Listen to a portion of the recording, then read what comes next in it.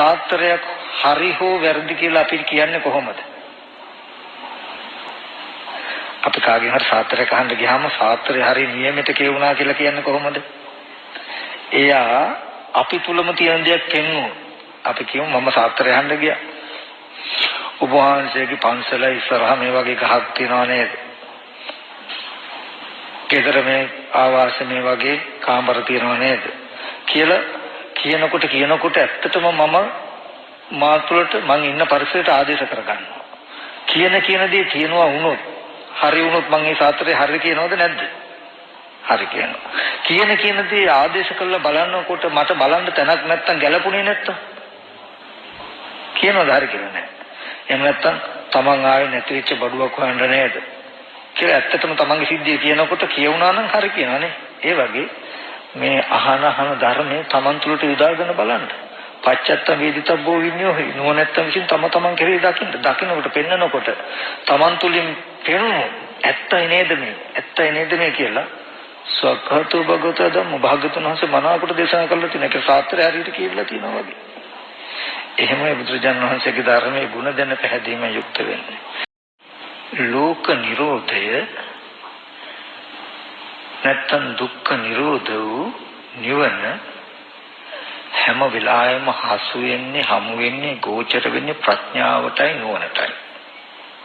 ඒකට කියනවා නිරෝධේ ඥානය කියලා. කෙනෙකුට ඒ ප්‍රඥාව නුවණ නැති වුණොත් එයාට ඉතුරු වෙන්නේ විඥානීය අත්දැකීම විතරයි. ඒ කියන්නේ ලෝකීය අත්දැකීම විතරයි. එයාට කවදාවත්ම නිවන් දකින්න නමුත් මිනිස්සෙක් කියලා කියන්නේ Taman තුල නැති ඒ ප්‍රඥාව කල්යාණ මිත්‍රයෙන් ලබා ගන්න පුළුවන්කම. මම ඔය කියපු කරුණු තේරුනේ නැහැ. මම ඒක සරල උපමාවක් හරහා ඕගලන්ට එකින් එක පැහැදිලි කරලා දෙනවා දැන් නේ. අපි මෙහෙම කියමු ගම උපමාවක්. ඔයගලගේ ගෙවල් වල සීතකරණ තියෙනවා. මේ සීතකරණේ දොර ඇරියාම ඇතුළත බල්බ් එකක් පත් වෙනවා. ඇතුළත තියෙන ද්‍රව්‍ය කර්මන අපිට පේනවා. ආලෝකමත්. දැන් ඒ දොර ඇරියාම සීතකරණය ඇතුලේ ආලෝකමත් බව පෙනෙන්නේ අපිට විඥානේ, චක්කු විඥානේ. ඒක දකින්න අමුත් ප්‍රඥාවක් ඕනේ. ඕනම කෙනෙකුට පේනවා ඇරියාම ආලෝකමත් බව. ඊට පස්සේ මේ සීතකරණ දොර වැහුවොත් දොර වහනවත් ලයිට් එක නිවෙනවත් දෙක එකට වෙන්නේ. දොර වැහෙන නිසා ලයිට් එක නිවෙන බව මාසෙකට පේන්නේ නැහැ. හැබැයි ඒක පේන්නේ නුවණට. අපි කියමු කෙනෙකුට නුවණ කියන එක නැත්තම් ප්‍රඥාව නැත්තම් සීතකරණ දොර අරපු වෙලාවේදී ඒකේ ආලෝකය තියනවා කියලා පෙවුණා. හැබැයි දොර වහනකොටම ඒක නිවෙනවා කියන එක දකින්න ප්‍රඥාව නොයදුනොත් පැත්තකට ගියාමත් එයාට සිහි කරන්න ඉතුරු වෙන්නේ ඇයින් දැකපු කී අත්දැකීම විතරයි. විඥානීය අත්දැකීම විතරයි. දැකපු දේ සිහි කරනකොට නුවණින් දැක්ක යුතු ලයිට් එක නිවිල නැති බව දකින නුවණක් නැති වෙනකොට එයාට දැනෙන්නේ තාම දැකපු දේ තියනවා වගේ. ඒ කියන්නේ තාම සීතකරණේ ලයිට් එක පත් වෙලා තියනවා වගේ තේරෙනවා. යම් වෙලාවක තියනවද නැද්ද කියලා බලමු කියලා බලන් අපි ආපහු ඇවිල්ලා දොර ඇරියොත් මොකද වෙන්නේ? අර මෝඩකම ඔප්පු වෙන විදිහටමයි තියෙන්නේ. ආයෙත් දොර අරපු නිසාම්පත් වෙනවා. අපේ මෝඩකම ඔප්පු වෙනවා. මේ මං කිව්වේ පත් වෙන කියලා මේ පත් වෙලාමයි තියෙන්නේ කියලා. තිරසංගත සත්තුන්ට ප්‍රඥාව යෙදෙන්නේ නැහැ. විඥානීය අධ්‍යක්ෂම නිසා විතරයි. ඒ නිසයි තිරසංගත සත්තුන්ට ඔන්නෝයි සිද්ධිය වෙලා තියෙන්නේ. තිරසංගත සතේ කැඩපතකට තිබුණොත් තමන්ගේ ඡායාව වැටෙනවා. ඡායාව හොඳට පේනවා. දැන් විඥානයේ අධ්‍යක්ීම තමයි තිරසංගත සතට තියෙන. කණ්ණාඩියට වැටෙන ඡායාවට කැමැත්තෙන් හෝ අකමැත්තෙන් හෝ පුරන්න පුළුවන්. ඔය කුරුල්ල එහෙම කොටනවා දැකලා ඇති පේනවා. අහකට යනකොටම එයා එතනින් අහකට යෑමත් කණ්ණාඩි ඡායාව නැතිවීම දෙක එකට වෙනවා. නැති වුණාට නැති වෙන බව දකින ප්‍රඥාව නොයෙදෙන නිසා. නැති වෙන බව විඥාණයෙන් දැක ගන්න බෑ. ඒක දකින්න වෙන්නේ ප්‍රඥාවෙන්. ඒ ප්‍රඥාව නොයෙදෙන නිසා. දැකපු දේ සිහි කරන්නත් පුළුවන් නිසා. ඒ සතා පැත්තකට ගිහිල්ලා දැකපු දේ සිහි කරනකොට ඒක නැතිවීමේ නුවණ නොයදුන් නිසා එයාට තේරෙන්නේ දැනෙන්නේ දැකපු දේ දැකපු කෙනා තාම ඉන්නවා වගේ.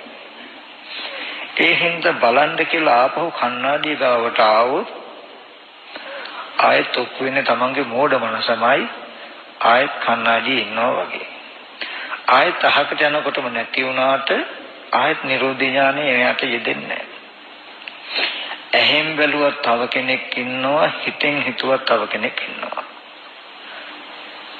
හිතෙන් හිතනකොට දැක්කපු කෙනා ඉන්නවා වගේ බලනකොට හිතපු කෙනා ආපහු පේනවා වගේ තමයි පේන්නේ තේරෙන්නේ. ඒ විදිහ තමයි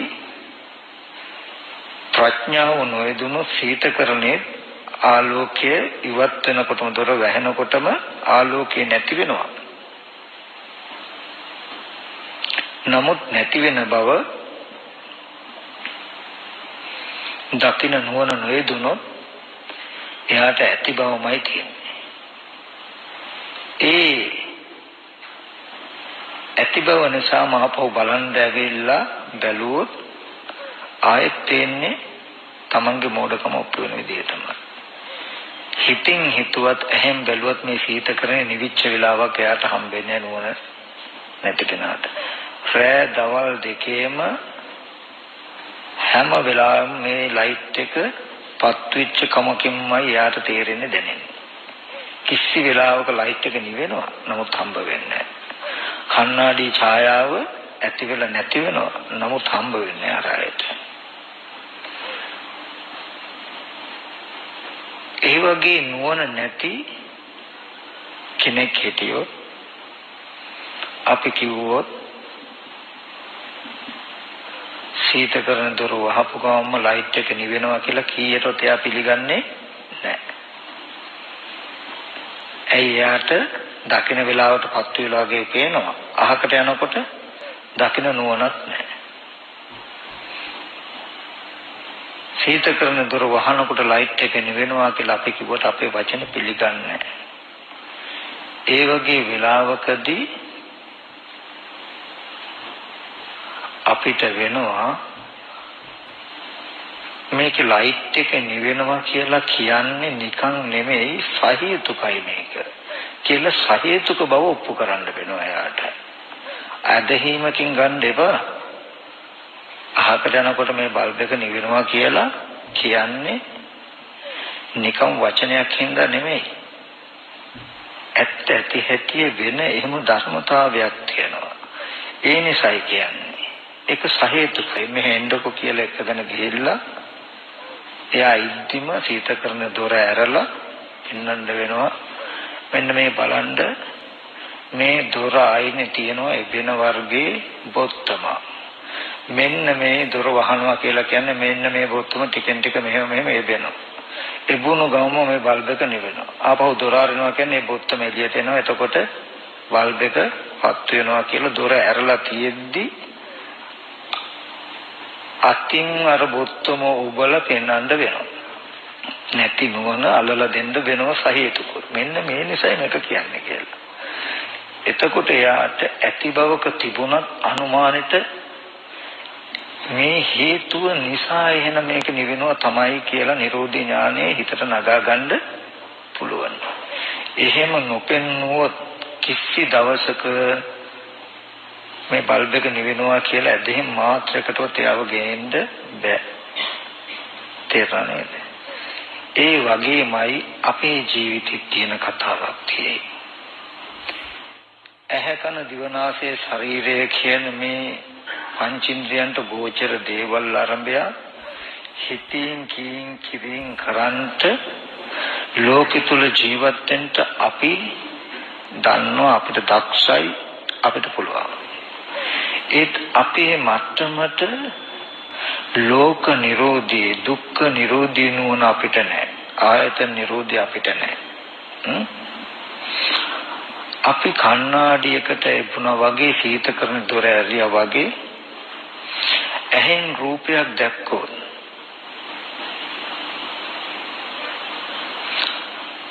රූපේ පෙනෙනවා. පෙනෙන දෙයට හිතෙන් කීන් කිපුත් කරන්න පුළුවන්. අපි දැකලා එතනින් ගියාට පස්සේ අපි පෙනෙන දේෙන් ඇහැ අහකට ගැනීමත් වෙන අරමුණකට සම්බන්ධ වීමත් පෙරපස නැතුව දෙක එකට වෙන්නේ. අපි වෙන අරමුණක් සිහි කරගන්නකොට වෙන දෙයක් දිහා දකිනකොටම ඉස්සෙල්ලා දැකපු ඇහත් රූපයත් අරමුණ දැනගන්න සිතත් ඉතුරු නැතුවම නිරුද්ධ වෙනවා. නමුත් කවදාවත්ම අපිට ඒක පේන්නේ නැහැ. අපි පැත්තකට ගිහිල්ලා දැකපු දේ අපිට සිහි කරන්න පුළුවන්. අපි දැකපු දේ සිහි කරනකොට දැකපු දේ නිරුද්ධ වෙලා. ඒත් අපි එතනින් අහකට යනකොට ඒක නැති වෙනව නේද කියලා දකින නිරෝධී ඥානෙ අපිට නැති නිසා අපි සිහි කරනකොට හිතෙන්නේ දැකපු දේ සිහි කරනවා තාම තියෙන දේ සිහි කරනවා වගේ. දකින්නකොට සිහි කරපු දේ දකින්නවා වගේ. ඒ කියන්නේ ඔගොල්ලෝ ඉඳලා ආපු ගේ සිහි කරන්න. ඔගොල්ලන්ට සිහි කරනකොට දැන් හිතෙන්නේ දැනෙන්නේ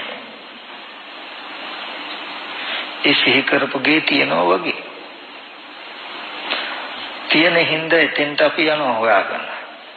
ගියාම චක්කුම් පටිච්ච රූපේ චුප්පය චක්කු විඥානං කියලා හැට රූප ගැටෙන හින්දාම චක්කු විඥානේ පහළ වෙලා ඒ අරමුණ පේනවා. මේ තියෙන්නේ කියලා තිබුණු දේම හම්බ වෙනවා. ආපහු අහකට යනකොට දැකපු දේම තියනවා වගේ. අපිට හිතින් හිතුවත් ගෙවල් දොරවල් දුව දරුවෝ ඉන්නවා, ඇහෙන් දැක්කත් ඉන්නවා. අපේ ලෝකෙ හිස් නෑ අඩු නෑ. කවදාවත් මේ ලෝක නිරෝධය පිළිබඳ නුවණ අපිට ලැබෙන්නේ නැහැ. ඒ වගේ වෙලාවකදී අපි යමක් දැක්කට පස්සේ දැකපු දේ ඉතුරු නැතුවම නැති වෙනවා.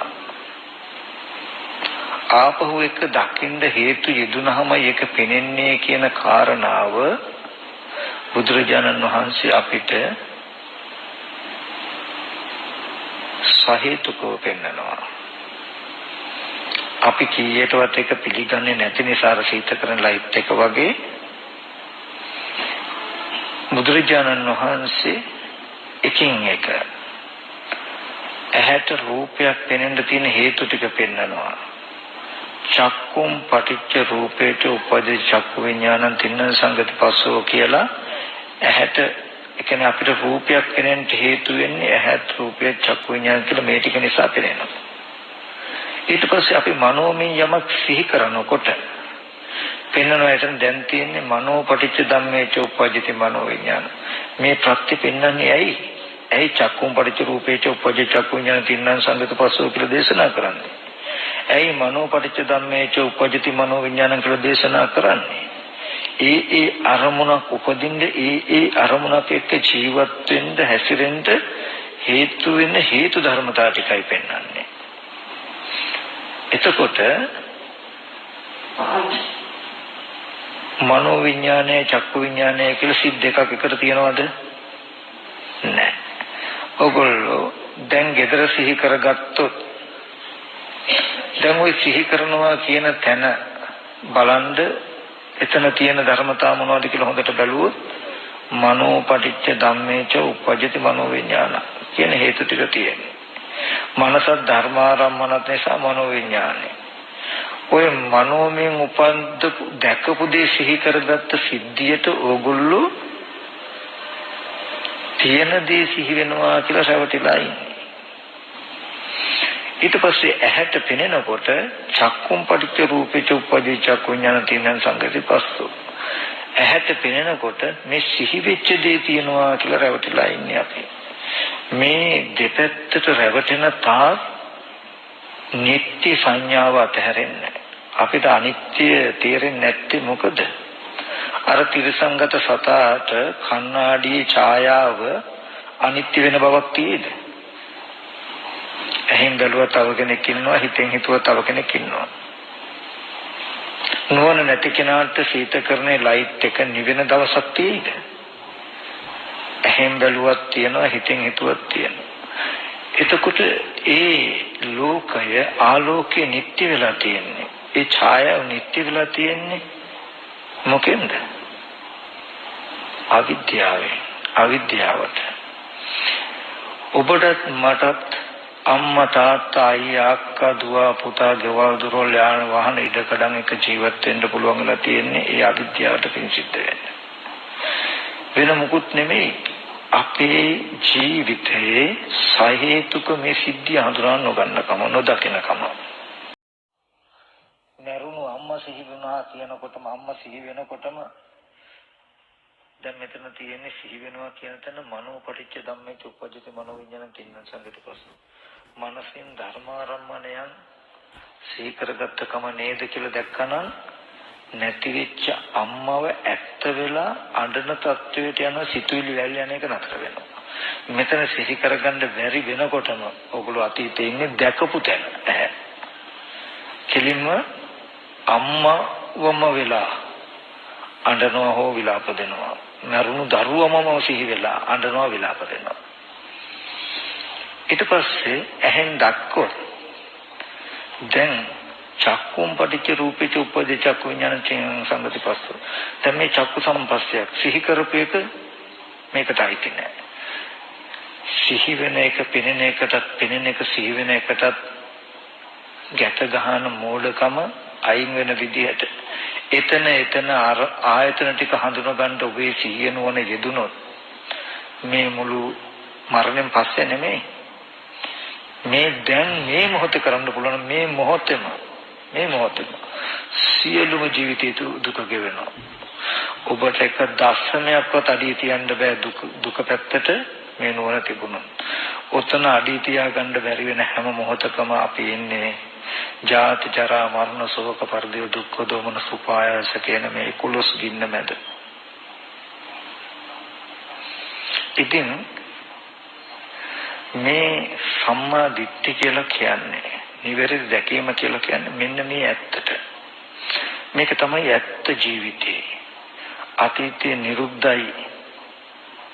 අනාගතේ ඉපදලා නැහැ. වර්තමාන හටගෙන නිරුද්ධ වෙනවා කියනක ඔබට පේනවා. පෙනෙන තැනකට එනවා. ඒ ඇත්ත සාක්ෂාත් වෙනවා. ඕක තමයි බුදුරජාණන් වහන්සේ ලෝකේ පහළ වුණත් නොවුණත් හැමදාම පැවතුණු ඇත්ත. අපිට අවිද්‍යාවෙන් වැහිලා. අවිද්‍යාව කියන්නේ මොකද්ද? මේ ආයතන ටික මනස ධර්මාරම්මන නිසා උපදිනදී මනස ධර්මාරම්මන නැති වෙනවා. ඒක පෙනෙන දෙයට අයිති නෑ. ඈත් රූපයක් ටික නිසා පෙනෙන එක පෙනීමෙන් පස්සේ නැති වෙනවා. ඒක සිහි වෙන එකට අයිති නෑ. නමුත් මේ ඇත්ත අපිට සාක්ෂාත් වෙලා නෑ. එහෙම නොවෙනකොට නිරුද්ධ වෙච්ච දේත් ඇති බවට, නූපන්න දේත් ඇති බවට තියෙනකොට භවය හැදෙනවා, ලෝකෙ හැදෙනවා. අම්මා තාත්තා දුව පුතා ඉඳලා කුඩා කාලේ ඉඳලා ඉස්කෝලේ ගිය තැන් වල ඉඳලා මේ හැම දෙයක්ම ඇති බවට එක යායකට හම්බ වෙනවා.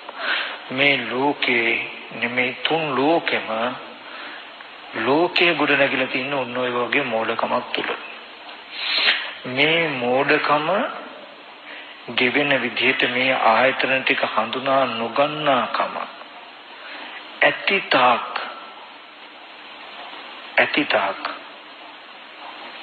මේ සසර ගෙවෙන්නේ මේ දුකයි වෙන්නේ. බුදුරජාණන් වහන්සේ දේශනා කරන මහණෙනි මේ මහා ජල සාගරයේ හිඳලා යන දවසක් මට කියන්න පුළුවන්. මේ මහා පෘථිවිය විනාශ වෙන දවසක් කියන්න පුළුවන්. හිමාල පර්වත ආදී මහ විශාල පර්වත විනාශ වෙන දවසක් මට කියන්න පුළුවන්. ඒත් අවිද්‍යාවෙන් යුක්ත ලෝකයේ දුක ගෙවෙන දවසක් මට කියන්න බෑ. ඔබ මම මෙහෙම යමක් සිහි කරගන්නකොටත් දකින්න දේ නිරුද්ධ වෙලා දැන් මේ සිහි කරගන්න දේ සිහි කරගන්න ප්‍රශ්නයක් නෑ. දැකපු දේ සිහි කරන්න පුළුවන් හිතට. දැකපු දේ සිහි කරනකොට දැකපු දේ සිහි කරනකොට දැකපු දේ නිරුද්ධයි කියන නුවණ අපිට ඇති වෙනවා. නමුත් දැකපු දේ සිහි කරනකොට දැකපු දේ නිරුද්ධයි කියන නැති වුණොත් දැකපු දේ ඇති බවට දැනෙනවා. ඊට පස්සේ දැකපු දේ සිහි කරගන්නකොට දැකපු දේ ඇති බවට දැනෙනකොට ඊගොල්ලට ඇති බවට දැනෙන සිද්ධියත් එක්කයි අපි සිතින් කිංකිරින් කරන්නේ. එතනයි දුක තියෙන්නේ අපිට. ඉතින් එහෙමයි දුක එන්නේ අපේ ජීවිතේට. දැකපු දේ සිහි කරන්න ඒක හිතේ හැකියාව චුට්ටක්වත් බැරි නෑ. දැකපු දේ සිහි කරනකොට දැකපු සිද්ධාන්තය නිරුද්ධයි කියන සිද්ධියව කන්නාඩියට අපි බෙනවා. මූණ බලනවා. අපේ අඩුපාඩු බලා ගන්නවා. පේනවා. පැත්තකට ගිහලා අපි මූණ බලමු සිද්ධියත් අපිට සිහි කරන්න බැරිද? පුළුවන්. හැබැයි එහෙම සිහි කරනකොට කන්නාඩි ඡායාව දැන් කන්නාඩි නැහැ කියලා අපිට තේරෙන හින්දා එහෙම තියෙන මගේ මුණ දිහා බලාගෙන අපි හිතින් කිංකිරින් කරනවද? කරන්නේ නැහැ. නමුත් දැකපු දේ සිහි කරලා ඉන්න නෙමෙයි දෝෂය. දැකපු දේ සිහි කරන්න පුළුවන්. දැකපු දේ සිහි කරනකොට දැකපු දේ නිරුද්ධයි කියන නුවණ නැහැ. ඒ දැකපු දේ නිරුද්ධයි කියන නුවණ එන්නේ ටිකින් ටික හරි චුට්ට හරි. ගුරුලගේ පැටියට පුළුවන් කමක් තියනවලු එක පියාපතක් සලලා ඊගාව පියාපත සලනකොට යුදුන් 100ක් එහාට ගිහිල්ලා ඒ තරම් වේගෙන් පියාඹන්න පුළුවන්. ඒ ගුරුල්ලගේ පැටියද පියාඹන්න එළියට බැසේ නැත්තම් අඟලක්වත් යන්නේ නැල්ලු. ඒ තරම් හැකියාව තිබුණාට ගියේ නැත්තම් ඒ වගේ මොනතරම් නුවණක් අපිට තිබුණත් ඒ නුවණ ඇති වෙන විදිහට අපි හිතන්නේ නැත්තම් අපි හීනකින්වත් මේ ආයතන එකට ගැට ගැසීම තුලයි මේ පැටලවිල්ල තියෙන්නේ. මේක ලිහෙන්නේ එතනින්මයි කියලා දැනගෙන එක චුට්ටකට අපි උත්සාහවත් වෙනවද වෙන්නේ නැහැ. වැඩි එපා. ඒක චුට්ට දශමේ හුරුකරනද මේ ආයතන ගැට ගැහිල්ල නිසා නැවිච්ච ලෝකෙ අයින් වෙන්න. ලෝක නිරෝධයට නිවනට නමක් මං කියන්නද? අතීතේ නිරුද්ධයි. අනාගතයේ ප්‍රතිලන වර්තමාන හටගෙන නිරුද්ධ වෙනවා කියන ඥාන දර්ශනයක ජීවත් වෙන්න. රහතන් වහන්සේ කියන්නේ එහෙම. රහතන් වහන්සේ කියන්නේ එහෙම. අද බලන්න අපි ඕනම තැනකට යන්න ඉස්සෙල්ලා එදෙති. ගින් ආවට පස්සේ එදේ තියෙනවා. දැන් ගෙදර ගන්න වාහනේ ගන්න යන්න ඉස්සෙල්ලා තේ වාහනේ හෝ ගෙදර තියනවද නැද්ද? තියනවා. ගිලාව ආවට පස්සේ තියනවා. යන්න ඉස්සෙල්ලා තිබුණාම තියෙන දේ එකයි තියෙන දේ අපිට හම්බ වෙන්නේ. එතකොට ආවට පස්සේ තියනවා. ඔක තමයි අපේ මනස. රහතන් වහන්සේ නමක් කියලා කියන්නේ යන්න ඉස්සෙල්ලා තිබුණේ නැහැ. ආවෙන් පස්සේ කිසි දෙයක් ඉතුරු නැහැ. හම්බ වෙච්ච වෙලාවට තනින දෙයට හිතනවා කියනවා කරනවා. නමුත් එනකොට නිරුද්ධයි. අපිට කර්ම රැස් වෙනවා රහතන් වහන්සේට කර්ම රැස් වෙන්නේ නැහැ. යන්න ඉස්සෙල්ලා තිබුණ නෙමෙයි ආවෙන් පස්සේ තියනවා නෙමෙයි කියන තරඟ අපේ ජීවිත වෙන්න බැරිද? පුළුවන්. කන්නාඩිය ගාවට අපි යන්නේ. ලිඳකට වැවකට පුකුණකට අපිට එබිලා මූණ බලන්න උනොත් දැන් බලන්න ඔයගොල්ලෝ කන්නාඩියේ මූණ බලන්නේ නැද්ද? බලනවද නැද්ද? බලනවා. බලනකොට යන්න ඉස්සෙල්ලා තිබුණු ඡායාව බලන්න දෙන්නේ නැහැ. එතකොට ගිහින් ආවට පස්සේ තියනවද? ඡායාව නැහැ. ඒ වෙලාවට උපද්දවාගෙන බලනවනේ. නමුත් උපද්දවාගෙනයි බලන්නේ තාම ඉපදිලා නැහැ කියලා ගිහිල්ලා මොන බලන්න බැයිද? යසාගේට කලින් නොතිබීම විලායම උපද්දගෙන හොඳට හිතින් කීම් කිරින් කරලා මූණේ හැඩ බලලා කොණ්ඩේ පීරලා පවුඩරුත් ගාලා අපි එන්නේ ආවහම ඉතුරු වෙනවද මොකද නෑ. ඒ වගේමයි රහතන් වහන්සේගේ ජීවිතය. එතන රැඳෙන්න දුක නැහැ. මැරෙන්න මිනිස්සු ඉතුරු වෙලා නැහැ. ජරා මරණට යන්න ද්‍රව්‍ය කාරණා ඉතුරු වෙලා නැහැ. ඉතුරු වෙච්ච දේ ඉතුරුයි. තියෙන වාහනේ, තියෙන ගෙදර කැඩිලා බිඳිලා කුඩු වෙලා තියෙන්න පුළුවන්. අපිට තියෙනවා නම් තියෙන දේ නැති වෙනවා. නැති වෙච්ච දුක වෙන්නේ දෙවි. මම මේ කතා කරන ටික ඔයගොල්ලන්ට තේරෙන්නේ නැති වෙයි. ඒ කියන්නේ අපේ නිරෝධී ඥාන නැත්තම් ඇයි නැත්තේ? ඔය තියෙන්නේ තිබුණු හින්දා නේද කැඩිච්ච එක හරි අපිට හම් වෙන්න පුළුවන් උනේ කියන වගේ තැන් වලින් අපිට ප්‍රශ්න එයි. නමුත් තිබුණු හින්දා තමයි අපිට කැඩිච්ච දේ හම් වෙන්නේ. තියෙන හින්දා. නොතිබුණා නම් අපි කියමු අපි කැඩිච්ච කියන එක තියෙන හොඳ දේ තියෙන අත්දැකීමට සාපේක්ෂව. කැඩිච්ච දේ ඉස්සෙල්ලාම අපිට හම් වුණා. අපි ඒක කියලා කියන දන්නවද? අපිට යමක් පරණ වෙන්නේ අලුත් එකකට සාපේක්ෂව. අලුත් වෙන්නේ පරණ එකකට සාපේක්ෂව. ඒකයි මම කිය තුන් කාලය කියන එක අපිට නැති වෙලා නැහැ ජීවත් වෙනවා. ඔය තුන් කාලය යන්න ඉස්සෙල්ලා තිබුණා මේ ගියන් පස්සේ නැහැ කියන තැන ගත්තොත් අපිට මේ විදිහට ජීවත් වෙන්න බෑ. ඇත්තම කියන්න බෑ. ඒ කියන්නේ අද අපේ ජීවිතය අපේ නෙමෙයි දෙවියන්ගේ, බ්‍රහ්මයන්ගේ, මිනිස්යන්ගේ ඔක්කොගේම ජීවිතේ තියෙන අවිද්‍යාව මත. අවිද්‍යාව අඩුණු ජීවත් වෙන්න පුළුවන් මේ වගේ රළු දේවල් කරන්න බෑ. ඒ නිසා තමයි රහතන් වහන්සේ නම එක්ක දවස් 7ක් ඇතුළත පිරුණම් පානවා එහෙම නැත්නම් පැවිදි වෙනවා කියලා කියන්නේ. පැවිදි වුණාම ජීවිතේ ගැට ගහගන්න හරි හම්බ කරන්න ඕනේ නැහැ. එක එක ඒවා ප්ලෑන් කරන්න ඕනේ වෙන්නේ නැහැ. අපි හිතලා රස්සාවල් කරනවා, වැඩට යනවා, වැඩට ගිහලා මෙහෙම කරනවා, අහවලා වතෙන්ට දානවා කියලා මේ ඔක්කොම කරන්නේ මොනෝමෙන්? කොහොමනේ අපේ ජීවිතේ තියෙන්නේ? ඔය වගේ මෝඩකම් කර කර ජීවත් වෙන තරම් අවිද්‍යාව විතර නැති නිසා. ඉතින් මම මෙතෙන්දී ඒකත් ඕගොල්ලෝ බරක් වශයෙන් ගන්න එපා. ඒ වගේම දැන් ඕගොල්ලන්ට ගෙවල් දොරවල් යාන වාහන දුවා දරුවෝ තියෙනවා නම් අම්මෝ මේවෙන් අපිට වෙන වෙන්න වෙයිද කියලා සමහරට දුකක් බයකුත් හිතෙන්න පුළුවන්.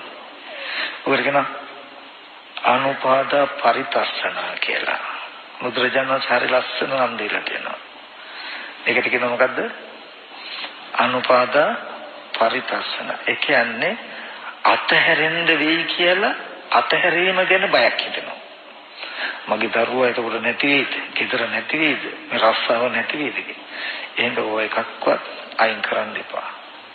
ඔය නැති කරන්න හදන්නත් එපා. බුදුරජාණන් වහන්සේට දේශනා කරනවා සත්හත වන භව දුකට වේදානං. භව දුකට වේදානං. ඒ කියන්නේ බුදුරජාණන් වහන්සේ හොඳ ශල්‍ය වෛද්‍යවරයෙක් කියනවා. හොඳ සත්කම් කරන්න පුළුවන්.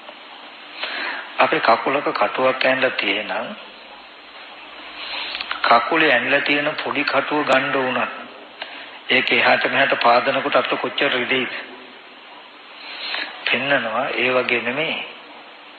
ජීවිතේ පසාරු කරගෙන යන්න විදිලා තියෙන බලවත්ම හුලක් තෘෂ්ණාව.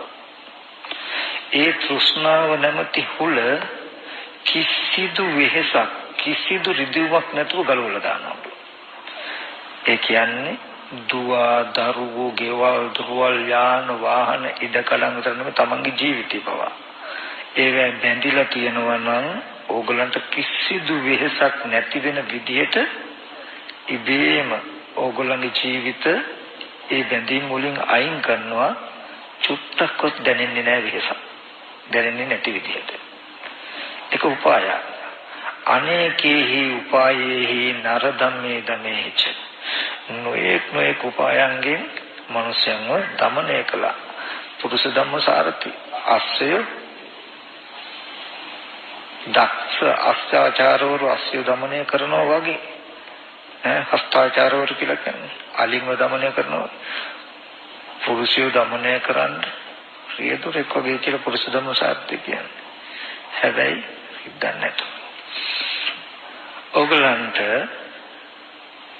gedara සිහි වෙනවද? දැන් මේ සිහි වෙන්නේ මනසින් ධර්මාරම්මණයක්ම සිහි කරගත්ත නේද කියලා ඕගොල්ලෝ සිහි කෙරුවොත් ඕකෙන් ඕගලන්ට දරුවා අයින් කරන දුක එනවද?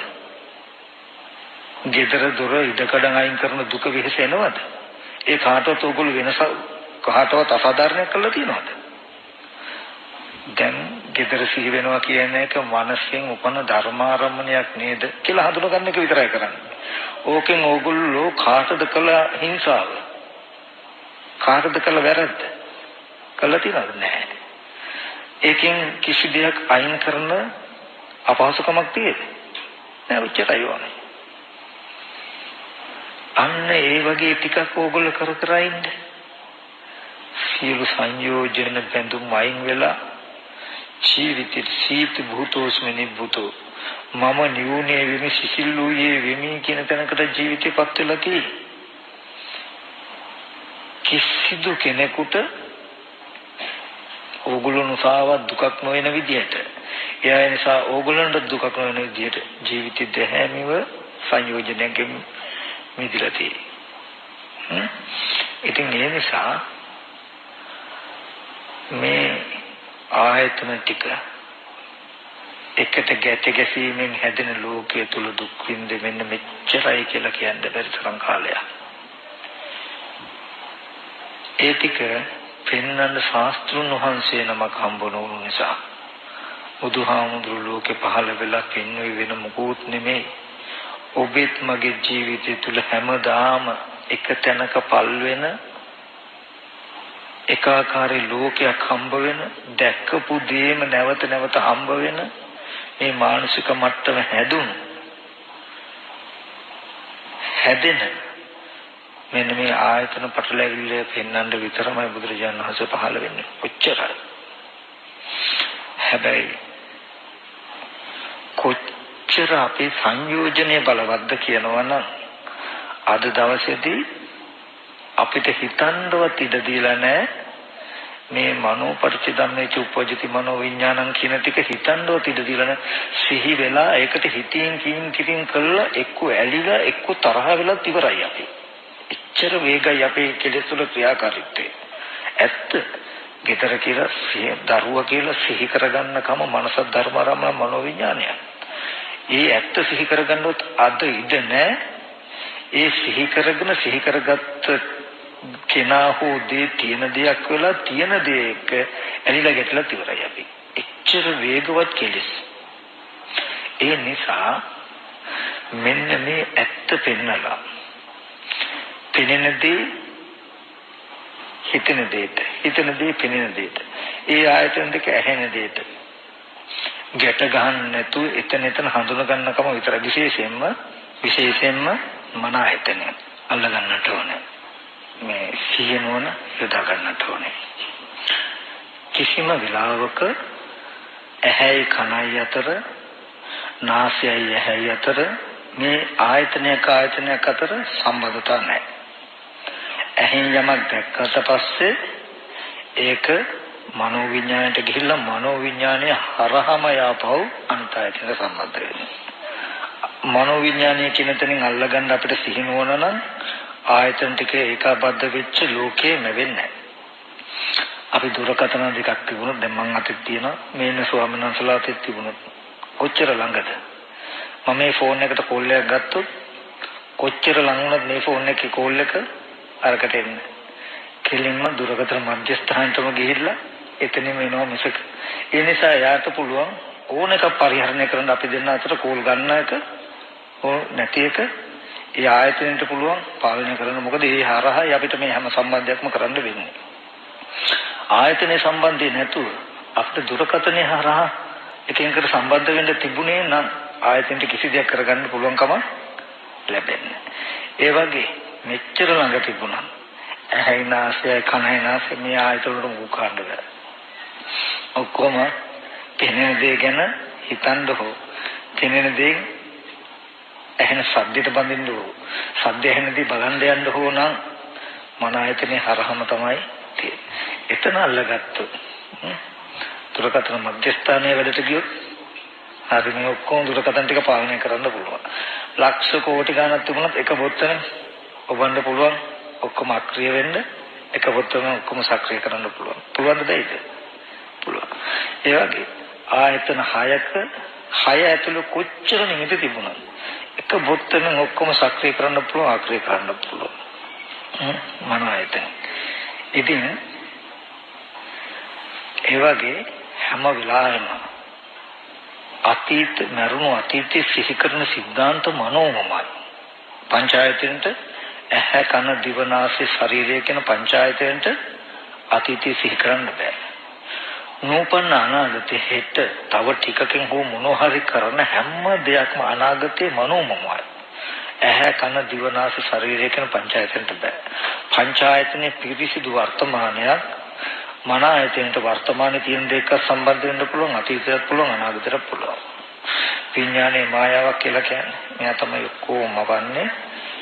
ඉතින් මම ඔයගලන්ට මතක් කරන්නේ මේ දීර්ඝ සංසාරේ මෙච්චර එනියට දිවෙන සැරිසරන විදිහේ කර්ම රැස්ුනේ කර්ම රැස් කළේ මෙන්න මේ අවිද්‍යාවෙන්. මම කර්ම රැස් කළා නෙමෙයි, අපි කර්ම රැස් කරලා නෙමෙයි, අවිද්‍යාව පත්‍ය සංඛාරා. අවිද්‍යාවයි මේ කර්ම රැස් වෙන්න හේතුව ප්‍රත්‍ය. අවිද්‍යාව කියන පුද්ගලයේද? සත්‍යයේද? ධර්මතාවය. මොකක්ද අවිද්‍යාව? මේ ආයතන කුසලතාවය නැතිකම. ආයතන ටික හඳුනන්නේ නැතිකම. මෙන්න මේ ටික හඳුන ගන්න ඕනේ. ඔන්න ඕක හිතාගන්නකො දැන් පළවෙනි ඥාන දර්ශනය. අපි කරන්න ඕනේ සසර ගෙවා ගන්න, නිවන සාක්ෂාත් කරගන්න. එතන ආයතනය හඳුන ගන්න එක විතරයි. ඒ කියන්නේ දැකපු දේ සිහි කරන්න පුළුවන්, දැකපු දේ සිහි කරන සිද්ධිය දන්නවා තමයි. දැකපු දේ සිහි කරන සිද්ධිය දැන් දැකපු දේ තියෙන සිද්ධියයි කියලා රැවටෙන්න එපා. දැකපු දේ සිහි කරන්න. හැබැයි සිහි කරලා තියෙන දේ හැටියට හිතින් කින් කරන්න යන්න එපා. පෙන්වන්න සිහි කරගන්න දේ තුල තිබුණේ මෙන්න මෙච්චරයි. තියෙන්නේ මෙච්චරයි. ඒක ඇත්තක්. මේ ශාසනය බය නැතුව ඕනම තැනක පෙන්වන්න පුළුවන් මේ දර්ශනය තියෙන්නේ. ඒ නිසායි අනිත් හැම ආගමකටම වඩා හැම ආගමකම මරණයෙන් පස්සේ විමුක්තිය පෙන්නකොට බුදුරජාණන් වහන්සේ පෙන්වන්නේ ජීවත් විද්‍යම විමුක්තිය. අජරාමරකම. ජරා මරණයෙන් මිදෙන දර්ශනය. ඒක ලැබෙන්නේ මෙන්න මේ ටිකෙන්. ඒ නිසා ඔන්න ඔය ටික බය නැතුව පෙන්වන්න.